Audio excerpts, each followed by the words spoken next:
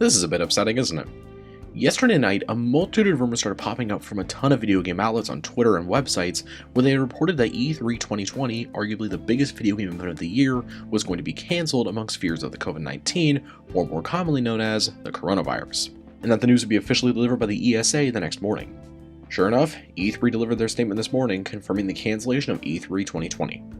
Let's go ahead and take a quick look at their statement and the statements other companies who are going to be represented at E3 gave. So, it's sadly true. E3 had delivered their statement on Twitter with the caption, "The E3 team is devastated to share this news. This decision was not reached lightly, but it is the right one for the health and safety of all involved," to a quote on their website. To quote, "After a careful consultation with our member companies regarding the health and safety of everyone in our industry, our fans, employees, our exhibitors, and our longtime E3 partners, we have made the difficult decision to cancel E3 2020 scheduled for June 9th through the 11th in Los Angeles. Following increased and overwhelming concerns about the COVID-19 virus, we felt this is the best way to proceed during such an unprecedented global situation.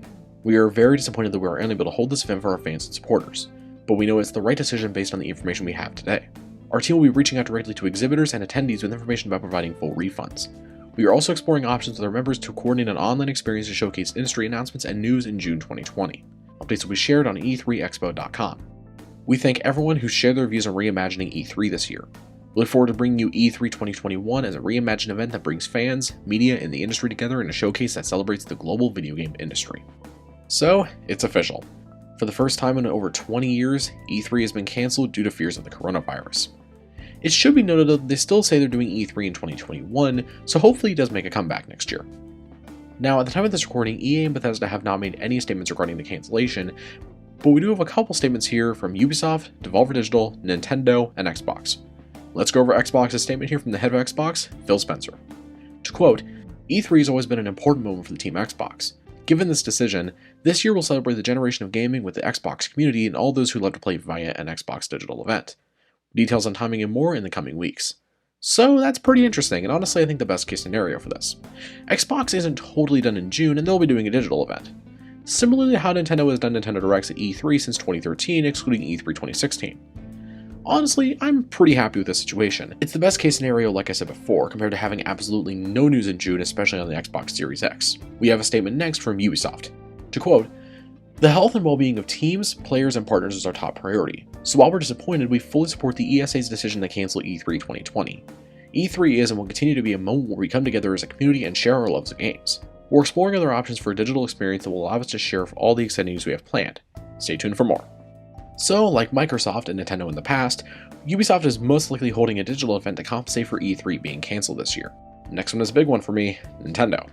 To quote, "Nintendo supports the ESA's decision to cancel this year's E3 to protect the health and safety of everyone in our industry, our fans, our employees, our exhibitors, and our longtime E3 partners. We would like to express our concern and support for all those affected by the COVID-19 outbreak during this challenging time. We'll continue to be flexible and redirect our efforts to other ways of keeping our fans up to date about our activities and products. Because of the COVID-19 outbreak, large industry events may be unattainable for the foreseeable future. We are considering various ways to engage with our fans and we'll have more to share with you as the year continues." Now, they don't specifically mention it here, but it's safe to say that we'll get our usual Nintendo Direct around that time frame. At least I hope so. The last one here is Devolver Digital, aka the most insane press conference at E3, who said, "The week of E3 has always been a big part of what we do, and we're genuinely bummed about the cancellation of the event itself. Lots to juggle, but right now we plan on having a live stream Devolver Direct / press conference and possibly more."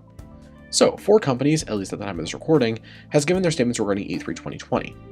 It seems like most, if not all companies that had press conferences will be hosting a Nintendo Direct style presentation. While it is upsetting not to have, say, reactions from crowds or anything, I think this is the best case scenario overall. And those are my thoughts in a nutshell. While it is upsetting that E3 isn't happening this year, I think that this is completely understandable. This isn't about, say, a mortality rate, this is about the possibility of them possibly spreading this virus even more than it already has.